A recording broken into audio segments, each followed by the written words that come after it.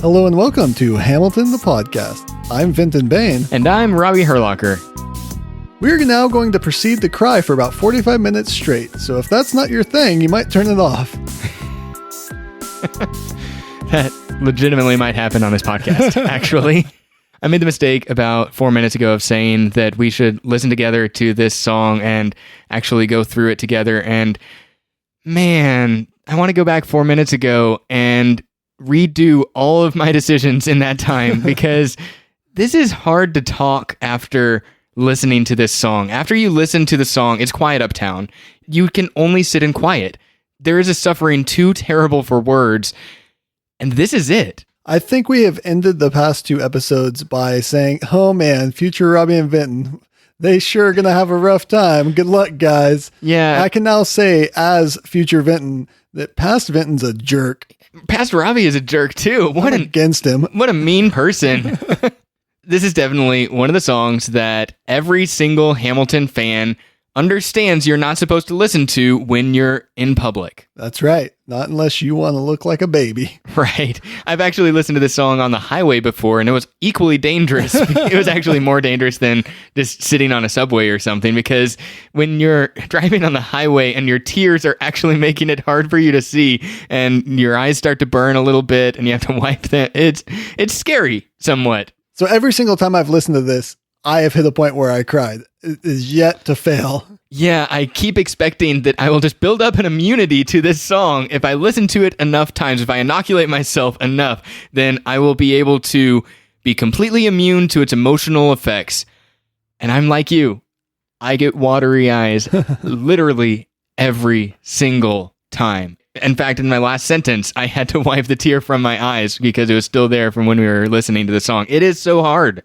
So let's dive in, but let's go back a little bit to where we left off. Right. So we just saw the terrible ending of Philip Hamilton's duel, the consequences of that duel. He was laying on his deathbed. Alexander and Eliza were right by his side, and we heard that beating heart stop. Eliza and Alexander are clutching their son as he's passed away. And Eliza lets out that scream, as we mentioned. It's not on the recording, but happens in the show. She lets out this scream that I'm sure just echoes through the auditorium. Yeah, it's agonizing. I can't imagine. Something we didn't mention is when that happens, when she lets out that scream, Alexander reaches his hand around his son and puts it on top of hers to console her, to hold her hand, to be close to her. And she's not ready for that. She pulls it right away and lets out another small scream and then sobs. And he lets it go. He just cries to himself as well. And he starts shaking. That moment of him trying to have solidarity with Eliza, but her not being ready to forgive him yet. Her not being ready to move on because she is still hurt by what Alexander has done. She hasn't quite received an answer to whether Alexander knew about the duel. She is still hurt. She is grieving. And what we see in this entire song, It's Quiet Uptown, is kind of the consequence of grief. How do you move on with your life when you've lost someone you love? How do you deal with betrayal and with loss and with grief while you're trying to cope with the new normal? How do you find a new normal in life when that person isn't around anymore? And that's what this song is answering. Yeah. So that's where we left off. That hand pulls away, the screams, the sobbing. It takes us right into this song where Angelica steps out on stage. Now, of course, throughout most of our musical here, Burr has been the one who comes out and he starts telling the story. But Angelica knows her sister like she knows her own mind. If anyone can reach into this unimaginable and tell us about it from an outside perspective, Angelica's the best possible person to pick. Absolutely. And she has that intimate connection and insight into both Alexander and Eliza together. Exactly. Whereas Burr probably can give us that insight like he does frequently throughout the musical into Alexander's perspective, at least from his potentially biased narration. Angelica comes in and she is able to sympathize and empathize with what is going on in both Alexander and Eliza's lives. And I really appreciate the choice of this narrator because she has that connection to those two parents, but she also is able to characterize something that Alexander and Eliza would not be able to say themselves. Because her first stanza is all about how there are moments that the words don't reach. There's a suffering too terrible to name. And in a lot of this musical, we've seen Alexander narrate what he is feeling in the moment. I am doing this thing now because I feel this. Here, it would not make sense for either Eliza or Alexander to speak what they are feeling. They needed someone else to come in and be that voice to narrate what is happening inside them so that we can see in their faces that they are just frozen, at least for a moment. There is a quiet here where they're not able to speak any words, either to each other or to anyone in the audience. For just a moment, Angelica is the only person who can encapsulate what is going on. Like you said, the first line here, there are moments that the words don't reach. And Eliza and Hamilton are both speechless.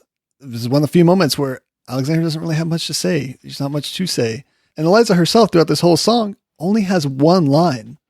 Yeah, that is a potent, powerful, powerful thing when she's going through this entire song, stone-faced, completely cold to Hamilton when he's trying to reach out to her.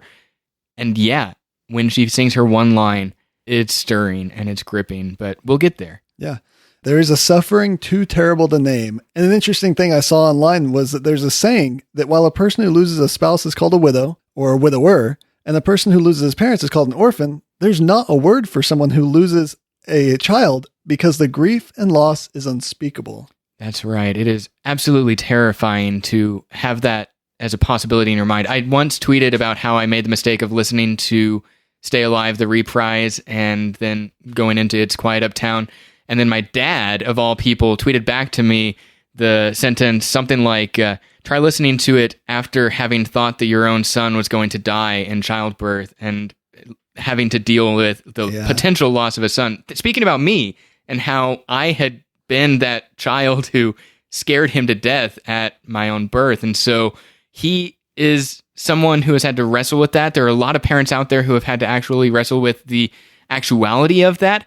When my stepdad and my mom lost my sister Jessica, and it was a terrible, terrible moment for our entire family. We were going through some crazy mood swings back and forth, a lot of hope and thinking she might get out of her coma, a lot of grief and pain, not knowing what to expect. And it was such a terrible time. No parent should ever have to bury their own child. It's heartbreaking. And I think it's interesting that Hamilton's life story begins and ends with a similar type of heartbreak there, because the next line he has here is, you hold your child as tight as you can.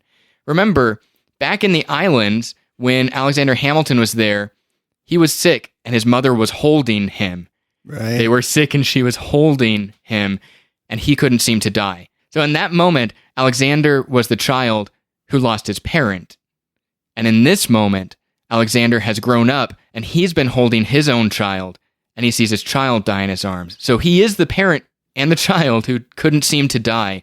He saw the heartbreak on both ends of his life, at his parents and at his own child here. Right. And I don't know if this line is an homage to Les Mis or if it's just happenstance, but it reminds me of that line from Les Mis from the song Empty Chairs at Empty Tables, where they say, there's a grief that can't be spoken. Vinton, there's only enough room in my heart for so much heartbreak. Stop this. Yeah, well, let's not go into that song right now either. But you're right, though. That song is another chilling moment where Marius is on stage and he's singing about all of his companions who are no longer there to stand beside him because he's a sole survivor, looking at the empty chairs where they were in the cafe. And so I know you said not to talk about it, but you just brought it up and it's breaking my heart. And I want to break everyone else's heart because misery loves company. I'm just kidding. No. But yeah, Les Mis, wonderful. All of those moments are chilling. Here, I don't know that it is a direct moment, that a direct parallel or not, but we know that Lin-Manuel Miranda loves his Les Mis, and he has talked about how it was an influence in his life. Yeah, so you hold your child as tight as you can, push away the unimaginable. It's not something that you can grasp without having gone through it. And when thinking about it, it hurts too much to even think about it. So we push it away in our minds. Yeah. The moments when you're in so deep, it feels easier to just swim down, which is the way that people describe depression and suffering like this, that it's drowning. Yeah, this is definitely that depression stage of the grieving process where it's just, we're leaning into the sadness that they are feeling and the desperation. There are a lot of reactions you can have to heartbreak. And one of those that everyone inevitably will go through is that moment of how do you deal with the depths of sadness and the overwhelming weight of the depression that's on your shoulders now. Right. And like it says here, there are moments where it just seems easier to give up, just to push it away or just to give up and swim down. But as the Hamiltons have to do in this song, when you're in the depths of that depression, you have to push forward. Right. You have to move forward. You have to keep moving. You can wait. You can sit there and be patient. You don't have to be immediately okay. It's okay not to be okay.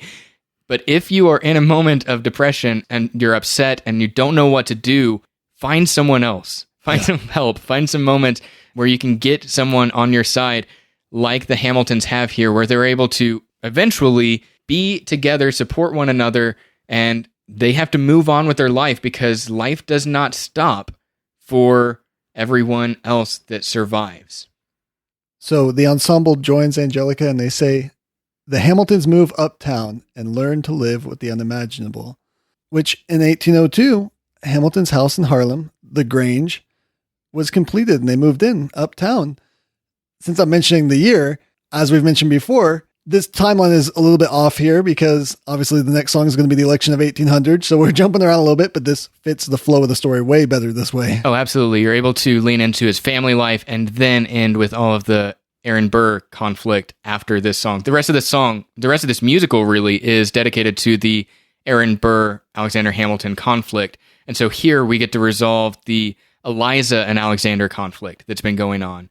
And so you're right. This actually does fit the flow of the story. The narrative flow of it all is kind of put together. You remember, I actually went to the Grange this last December. It was a fun little moment where I got to visit Alexander Hamilton's house and get a selfie in front of it. I actually snuck into the house when a bunch of school kids were going on a tour, and about 5 minutes after me being in there, because it was obviously closed to the public that day, but I needed to get inside. I was going to be there. Absolutely was not going to miss out on this opportunity. And eventually the lady at the front desk was like, "Oh, I'm sorry, I didn't see you come in. Are you with the group?" And I'm just like, "No, I'm just a fan." She's like, "Oh, a fan. Well, we need you to leave." I was like, "Okay, well, I'm on my way out." But I just kind of lingered a little bit more and meandered out. But I had literally 15 minutes before I had to catch my ride to the airport. And so this last stop on my New York City visit was a really stressful one, but I was absolutely committed to the idea of visiting Alexander Hamilton's actual home. And so I made it there on time. I was carrying my luggage. I got on the wrong train, and then I ended up having to get off at the wrong spot. And so I was running through Harlem, chanting to myself, "I got to get to Harlem quick. I can't afford another slip." And I'm carrying my luggage all the way through the streets of Harlem, finally getting there, and then my Uber app failed when I was trying to Uber all the way to the airport. And so it was a stressful time, but I got to be there. Maybe I'll put a link to the picture of me in front of the house in the show notes to this actual episode. But yeah, the Grange is actually a reference to his Scottish grandparents' home back in Scotland, right? Alexander Hamilton never got to live there, but he was able to name his own American estate, the only house he ever owned himself. He got to name it the Grange as an homage to his father's family. That's right. So Hamilton comes in here and starts singing, and he says, "I spend hours in the garden," which is historical. He grew strawberries, cabbages, asparagus, tulips, lilies, roses, dogwoods, and a lot of other things. And I really like this idea when I was reading about it, that Hamilton here has decided to focus on his family. Mm-hmm. He's not as focused on his work. He's basically spending a lot more time at home. He's gardening. I read that he spent about 2 years of his income furnishing his new house and renovating the grounds. Hamilton was a pretty frugal person. That's not something normal for him, but he's focused in here. He's like, this is my home. This is where I'm going to be now. I'm focusing on my family. Absolutely. And this part of the musical is where we get to see that because he's leaning into his family, this is him doing what Eliza had asked him to do from the very first act. Him actually saying that his family is enough. Him actually deciding that his home life matters to him as much as, or at least in this case, even more than his political pursuits. There's a quote I read in Ron Chernow's book where he's talking about how Alexander Hamilton really does dedicate himself to the life of gardening and planting vegetables and flowers at the house. And he says, "I'm about as well suited for this life as Thomas Jefferson is for the presidency." Right. Which I thought was just great. He's talking about how, I'm designed to be the war hero. I'm the politician. I'm the orchestrator and the architect of our government and of our treasury department. I'm not a gardener. This is weird for me. I'm in a bad place, but I like that in the letter he was writing at that moment, he was able to put a little jab there at his political opponent at the same time to say, I'm about as well suited for this as Jefferson is the presidency. He continues, I walk alone to the store, and it's quiet uptown. I never liked the quiet before. And we know that Hamilton liked adventure. He wished for a war. He was nonstop. But here he's slowed down. He's found the calmness in life, the silence, and he can appreciate it finally for once. It's like what a lot of people explain as their retirement phase, when they are finally getting the opportunity to just slow down and think about their life, reflect on what they've lost, think about plans to move forward, and he is here enjoying something that he never would have enjoyed in his own boyhood. The boy that wished for a war, like you said, is now enjoying this quiet moment. He said, I never liked the quiet before. It's another one of those hints at the turn that his life has made here at the end of his life, where he is no longer that rambunctious, I have nothing to lose kid. He is now the father to several children, the husband to a wife, the owner of this estate, who is taking a more Burr-esque approach to slowing down and waiting for life and not just pouncing on every opportunity like young Hamilton did.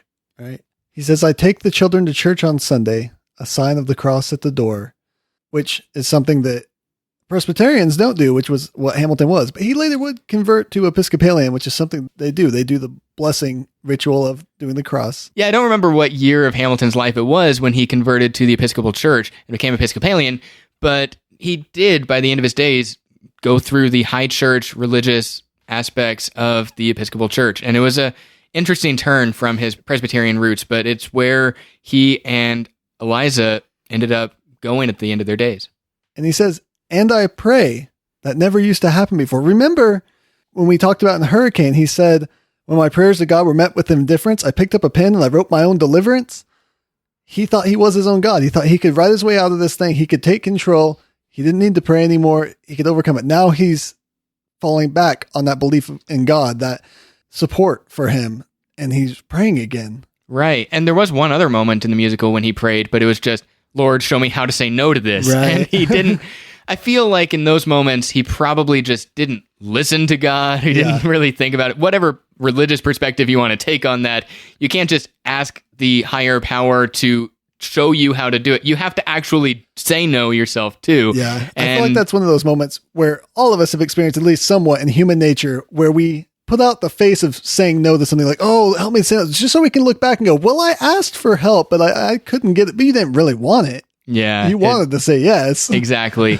So he's had that colorful history. We talked on this podcast before about how Alexander Hamilton had that colorful history with religion and how as a youth he wrote a few hymns and he sung to God, and he had a religious benefactor, I think his name was Hugh Knox, who sent him to college and helped pay his way through it all. And so one of his biggest benefactors was a reverend, and he had that history and the connection with religion, and he was a faithful person. But then war stuff happens, teenage years happen, he went to college, he had all this stuff of life happening to him, he had that tomcat phase, so to speak, and he got more lackadaisical and lazy about religion until later in his life when he met Eliza, and Eliza was that pillar of Christian values through her entire life. And then at the period of Philip's death, you see him, like you said, leaning on his faith as a crutch or as a support system for him so that he can have hope in the middle of a hopeless situation. Hope for the hopeless is something that drives a lot of people to faith. So Angelica and the women of the ensemble come in and they say, if you see him in the street, walking by himself, talking to himself, have pity. And actually, something through history that Alexander always did was walk by himself, pace around, and talk to himself. When he was trying to compose arguments or any kind of writings, he would talk to himself and pace. And there's this really interesting letter that Eliza's father writes to her back in 1789 saying, the following anecdote, which I learned from Judge Benson, may amuse. A gentleman traveling from New York to this place stopped at Kinderhook and made several turns in the street, passing to and fro before the store of Mr. Rogers, apparently in deep contemplation, and his lips moving as rapidly as if he was in conversation with some person. He entered the store, tendered a $50 bill to be exchanged. Rogers refused to change it. The gentleman retired. A person in the store asked Rogers if the bill was counterfeited. He replied in the negative. Why then did you not oblige the gentleman by exchanging it? Because, said Rogers, the poor gentleman has lost his reason. But, said the other, he appeared perfectly natural. That may be, said Rogers. He probably has his lucid intervals, but I have seen him walk before my door for half an hour, sometimes stopping, but always talking to himself. And if I had changed the money and he had lost it, I might have received blame. Pray ask my Hamilton if he can't guess who that gentleman was. My love to him, in which you participate. Adieu, my beloved child. That's great. I love that. I love this idea of Hamilton just pacing in front of a store, talking to himself, making out some arguments, hand gestures, and then he walks in. Can I get change for this? No. Please leave. This person's crazy. Yeah, I appreciate that the store owner is willing to hold off on making this transaction for Hamilton, since he doesn't think that Hamilton is in his right mind. He doesn't have all his faculties. He's not willing to take responsibility for that, and he's willing to kind of look out for the guy that he thinks is not all there right then. And so I know he's kind of covering himself too, business-wise, but I mean, it's a nice little communal thing that he's not going to go that way. And it ends that line by saying, have pity. And I like this idea because at this point in time in the public, Hamilton's name has been dragged through the mud because of the Reynolds pamphlet. Everyone knows what happened. Right. But because of this new thing, this news that's come to light, have pity on this man. Let's give him a break. Yeah, I appreciate that. That's something that we often are familiar with in our own personal lives, that we might really disagree with someone politically. We might really not have any points of agreement with someone, but if they deal with suffering, it should do something in your own heart that you're not going to be vindictive and malicious toward them in that moment. You're going to let them have their peace. You're going to let them have their moment of quiet to where they're not going to incessantly attack Hamilton here. So the ensemble is standing up for him, saying, have pity on this man. He's walking around trying to cope with the unbearable weight of losing a son and not being certain whether he has his wife in his life for sure. I mean, they're historically going to be making these decisions together. It's not like in history, Eliza completely pushed Hamilton away. We don't really have all of her reactions to the Reynolds pamphlet in history, but we do know here that in the musical, Hamilton's completely alone. It's not just that he lost his friend John Laurens. It's not just that he lost Lafayette to go overseas. He has lost Hercules Mulligan. He's lost his political shield, that is George Washington. And now he doesn't know if he has Eliza by his side. Angelica, the last time he spoke with her, she was saying, I'm not here for you. He has lost a son. Alexander is that island, alone to himself, and it would be heartless to attack him like that. And Hamilton comes in. Philip, you would like it uptown. It's quiet uptown, talking to his son. That moment. And almost describing what you just heard from Hamilton, Angelica and the women continue. He's working through the unimaginable. Robert Troup observed in a letter that, quote, never did I see a man so completely overwhelmed with grief as Hamilton had been. Yeah, it affected him heavily when his son died, and that's natural. That's the way it's supposed to be, obviously, because he loved his son. He loved him. He had hope for him. He knew that he was the hope of their family to blow us all away. He invested in his child, and he was missing him in this moment. I know that this song isn't laid out for all the stages of grief and all the stages of recovery directly, but this moment when he's speaking to his son, I don't know if it's supposed to represent the denial there or if it's just the comfort that comes while you're standing at the graveside of a lost friend or a lost family member, where you're just speaking to them as if they're there, trying to find comfort, trying to find peace, trying to reach back to a moment when it was more normal for you to be able to speak with them and have them in your life, to just say, Philip, you would like this moment. And it's interesting to me that he isn't actively going through denial, but he is speaking to his son who has passed away. Chernow said, Hamilton was an altered man after Philip died. He even looked different. Robert Troup said that his face was strongly stamped with grief, And this condition was captured on canvas by an Albany painter, Ezra Ames. Ames captured Hamilton looking troubled and introspective, as if lost in thought and staring into an abyss. The ebullient wit had fled, and the eyes were fixed downward in a melancholy gaze. Some new, impenetrable darkness had engulfed his mind. And it touches on that here. It says, his hair has gone gray. He passes every day, which this is interesting because they're probably talking about him passing through the city. He's walking around. But this passing every day almost speaks to that reliving of the horror of someone you know dying. They're passing every day. It's like they're dying again every day anew. Right. And maybe even there's a part of Hamilton dying every day. He passes every day as well. Yeah, the reliving of moments that are that terrible is very real. If you've ever been through trauma and heartbreak, it's not something that you just get over in a day. It's something that you can be fine one day, and then it'll hit you when you hear the right words in a song, or it'll hit you when you see the right picture on the wall, or when you stub your toe in a certain way that reminds you of that person you lost. It's a constant reliving of the reminders that you've lost someone. Yeah. They say he walks the length of the city, which is about 9.5 miles. That would take almost all day to walk.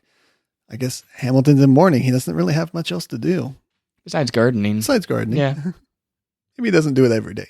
Yeah. Water the flowers and then go for a walk. Hamilton brings up this line from Dear Theodosia, taking it from Burr. You knock me out, I fall apart.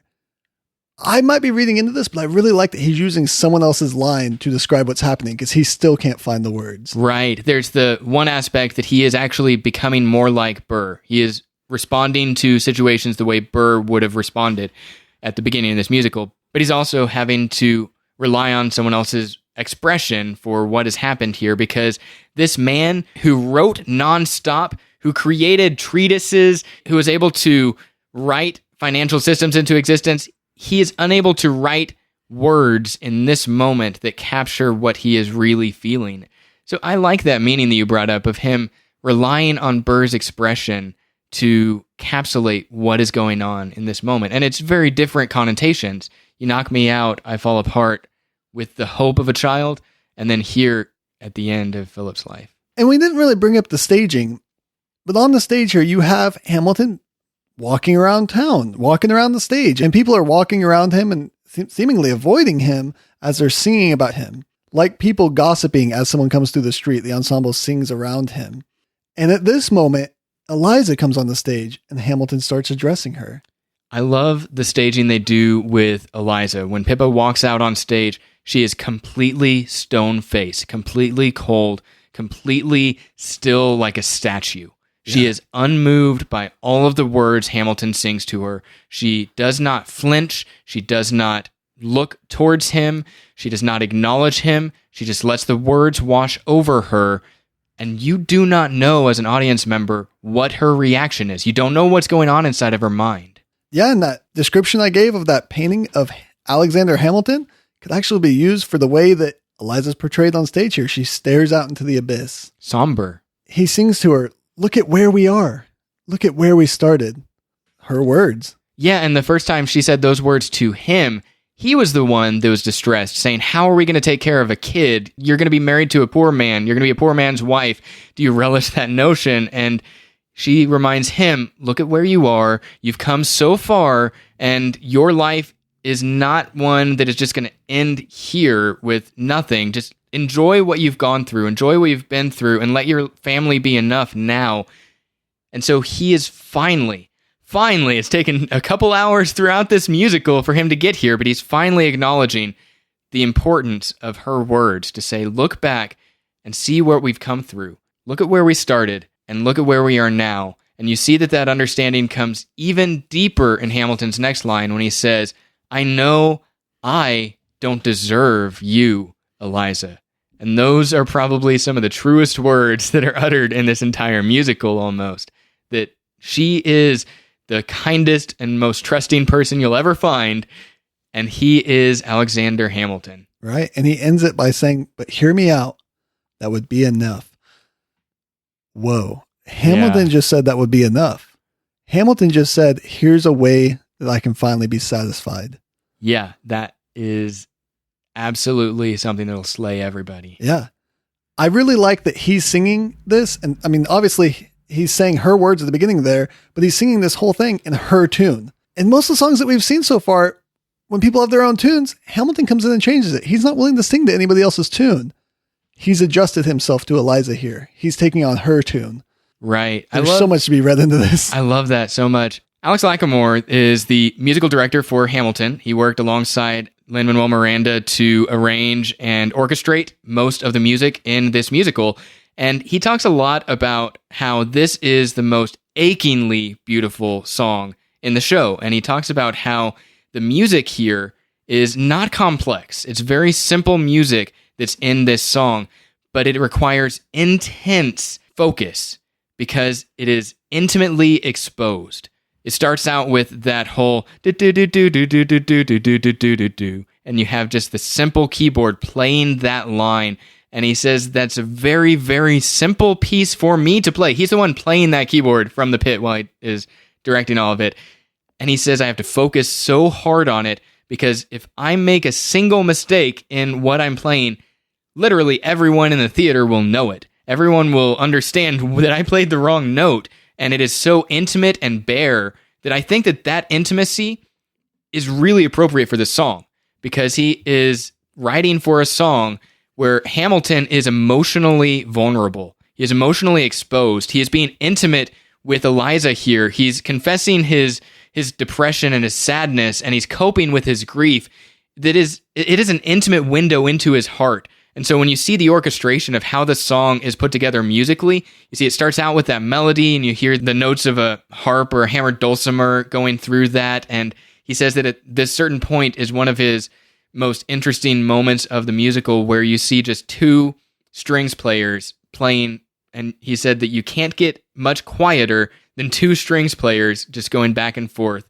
And I like that the strings have done the back and forth notes, the dun dun dun dun dun dun dun dun. As he's walking through the city, it's almost like he's pacing back and forth, and the music itself is mirroring that pacing, that walking. And then you get to this stanza that we're talking about right here, where he is addressing Eliza directly, and all you hear are just the initial chords. It's almost like the entire musicality of this piece of the song is completely exposed, where he is pouring out his heart to her, and he is intimately vulnerable. And here he moves on to the bargaining stage of grief. If I could spare his life, if I could trade his life for mine, he'd be standing here right now, and you would smile. And that would be enough. That would be enough. Man.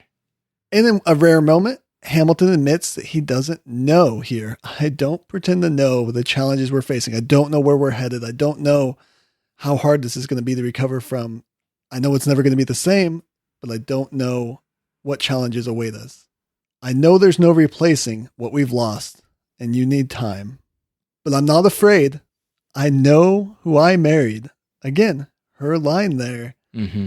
And I love that. That reversal is so meaningful because he gives equal trust now to his wife, who has trusted him the entire time. Even to the point of betrayal and hurt and heartbreak, she trusted him from the beginning. She knew who she married. And here you finally see that equality and that equal respect paid to Eliza. He's respected her through this. He's leaned on her, but he's also taken her for granted, and he's forgotten about her and neglected her at times. Here he acknowledges that, and he says, I don't deserve you, and I know who you are. Finally, I know who you are. Angelico's trying to tell me the entire time from the beginning of this musical, but now I know. And that is my pillar of hope. That's my stability in this hard moment when I don't know what's coming, but I know who you are. And so that gives me confidence and hope. Yeah.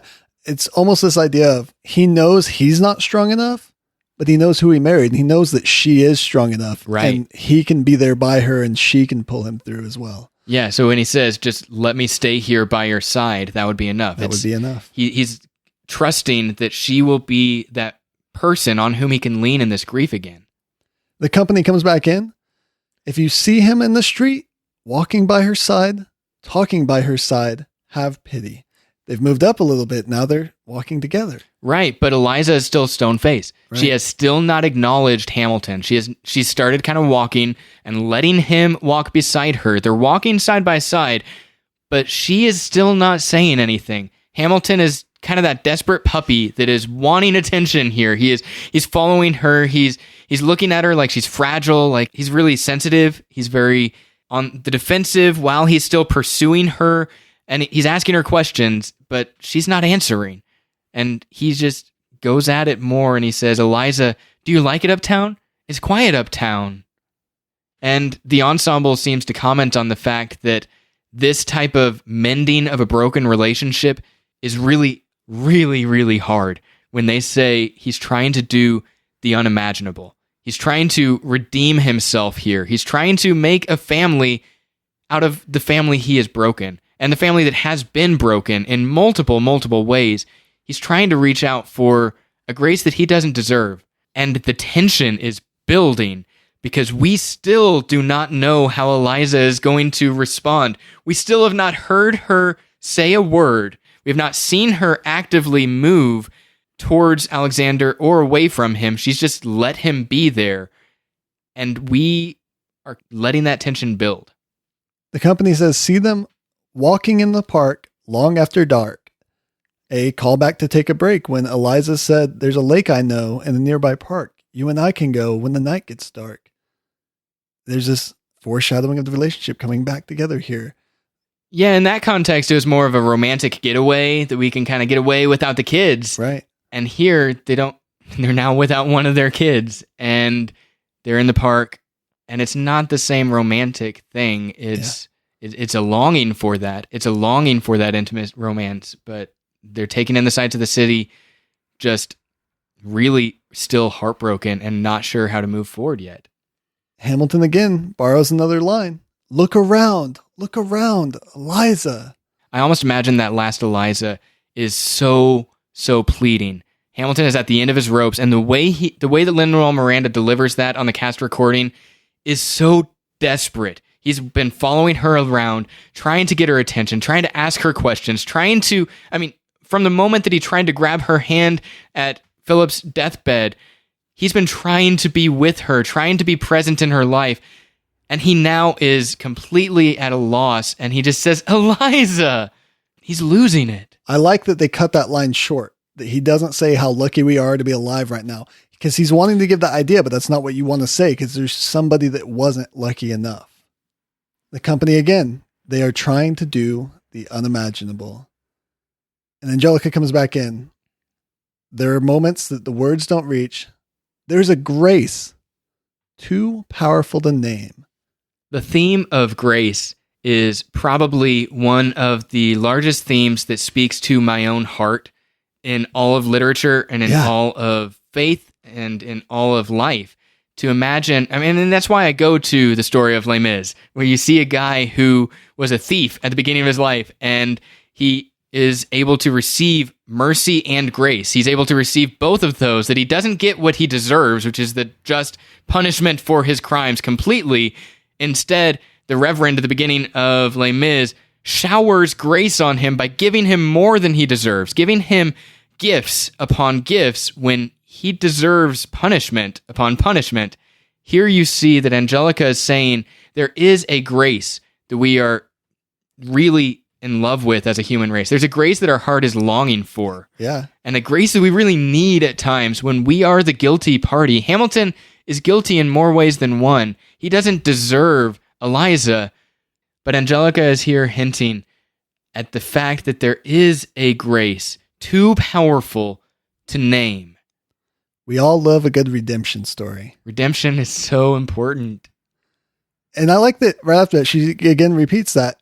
We push away what we can never understand. We push away the unimaginable. And here the unimaginable isn't necessarily the grief and the loss. The unimaginable is the forgiveness and the grace.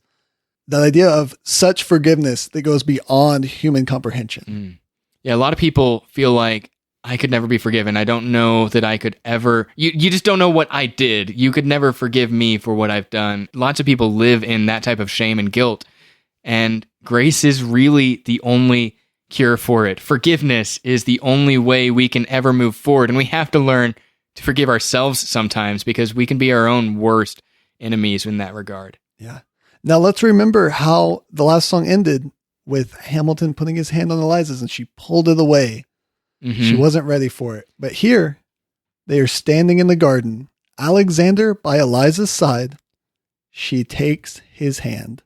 And it's the first time we've seen her as the active agent this entire song. Yeah. She's been cold. She's been statuesque. And she finally reaches over after Hamilton has desperately called for her. Angelica's singing about grace, and she grabs it. She doesn't immediately look at him. She just grabs his hand, and it's almost like she's coming out of shock. It's almost like she's coming out of that moment of complete confusion. And she just sings, "It's quiet uptown." Yeah. That agree with Hamilton and what he's been singing. They're on the same page now. It's so subtle and so beautiful. I love that. Her saying that represents her forgiveness because the company comes in and makes sure that you don't miss it. Forgiveness. Can you imagine? That is the moment in this song that if I have been able to make it to this point in the lyrics, I cannot make it any further without the tears falling from my eyes. Yes. Because for me, I always get to this point and I realize how tense I am in my chest, how fast my heart is beating. Because if you remember back to the first time you ever listened to this song, you don't yet know how Eliza's going to react. You still expect that fury, that burning passion in her heart. Hamilton is pleading with her, and she is quiet and ignoring him. And then forgiveness. It's like all of that tension that is built up in my own chest is immediately released, and I received that peace, that resolution that I didn't know I was so in need of. And I think I said it a moment ago, but I love how subtle it is. It's just a step. It's one step into the relationship. She has taken that one step back into his life subtly. It's not this overjoyed, oh, everything's fine now. But you know that she's now moved that way and they're going to grow back together. Yeah, a lot of people, when they're trying to recover from heartbreak, their response is to pretend that they're fine. When someone asks you what you've been going through and whether you're okay, a lot of the times we just say, I'm fine, even though we may be dying a little bit inside. We put on that mask to protect ourselves. Right, and it's that hypocritical safety mechanism we have inside of us that we don't want people to see how broken we are, how heartbroken and how pained we are. We lie about it. That's not what Eliza is doing here. She is not lying. She's not putting on a face. She's acknowledging that this is still hard. I am not perfectly beyond this yet, but I'm ready to start moving into whatever it is that is going to be our new normal. I'm taking steps in that direction because I'm not okay, but it's okay not to be okay. And when she takes his hand, as Angelica says it in the musical, Hamilton's face just breaks. He's gone from this pleading, like, come on, come on. And as soon as she does it, you can see his face just weeping in joy for the step that she just took. Right. And I imagine there's so many emotions in that sob. He's been trying to cope with the loss of his son, and he's been trying to cope with the cold shoulder from his wife here, the completely deserved cold shoulder from his wife. And here, when she finally gives him forgiveness, that has to bring in all of the pain and all of the joy and all of the hope and all of the fears that he has ever felt. A grain of salt as a thing to say, but the size of mountains to Hamilton. Right. And again, if you see him in the street, walking by her side now, talking by her side now, have pity. They are going through the unimaginable together. Hey, they're a team. Yes. That's good. That is one of the most heartbreaking songs to get through. It is, in the words of Alex Lacamoire, achingly beautiful. Yeah. It is everything our heart has been longing for in their relationship. It's everything that we have been desiring in the redemption story of his life ever since Alexander has gone astray and had his affair. We've wanted redemption. We've wanted justice, but we've wanted redemption for them because we want what's best for our protagonist, but we also want what's best for Eliza the most amazing best of wives and best of women that we can see here. And here you get to see the beginning of their redemption, the beginning of their family life again. And you see that they are now a they.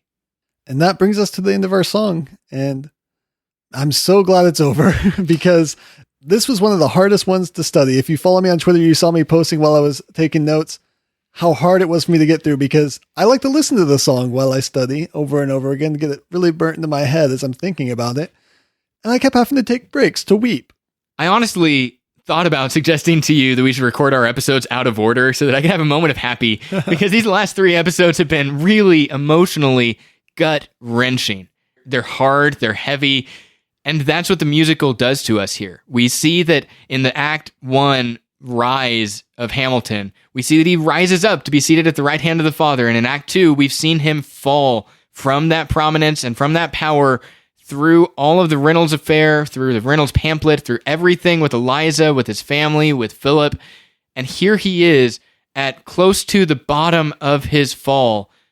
And this moment where you have these 3 songs back to back, it is heartbreaking and heart-wrenching. And I almost want that happiness again, because it's something that I've missed in the last few songs, because there is a resolution that we feel when we receive that forgiveness line. There's a closure, it seems, but definitely not a joy. It's just a close to the grieving process that says we're ready to take the next steps so we can move forward together. I am so ready to talk politics again. Can we get back to politics? Next week, the election of 1800. That was one of the most controversial elections in all of American history. I can't wait. Yeah, it's going to be a breeze compared to this. Yeah, I am so excited for that. I'm ready to stop dealing with emotions for a few episodes and just get into the facts of history and tell the fun stories. It's going to be neat to deal with that because I'm empty of emotions now. So I'd like to thank everyone who contributes to our Patreon. We've had a lot of people start giving recently. And if you'd like to join with us, partner with us in what we're doing here, check out patreon.com/graphocast, where you can give whatever you'd like to a month and get certain rewards for that as well. And access to our exclusive feed where we post some bonuses up every month.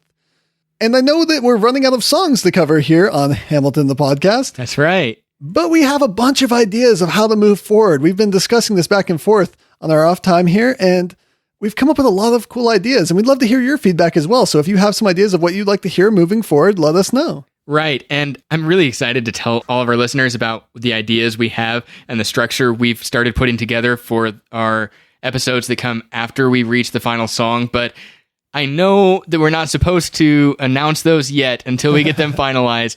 So just stay tuned. We will be announcing them soon. Get excited, and we might start teasing them a little bit on Twitter later. That's right. And as always, don't forget to rate and review us on iTunes or subscribe to us on YouTube. Make sure you share Hamilton the Podcast on the newly formed YouTube page from Graphomania Podcasts with your friends that haven't been listening to podcasts yet. Make sure you get them addicted to Hamilton the Musical. I know that all of us are evangelists for this show, but make sure you share our podcast as well on YouTube with your friends that listen that way, because it's one of the other ways we're trying to reach out to new listeners and get people to get more excited with us about Hamilton. If you'd like to join in with us on this conversation, email us, contact@graphocast.com, hit us up on Twitter @graphocast, leave some comments on the website, graphocast.com, or personally on Twitter, I'm @FleshEater. And I'm @Alpha Knight. We'll see you next week in the election of 1800. Dear Mr. Hamilton, your fellow Federalists would like to know how you will be voting. It might be nice to get Hamilton on your side.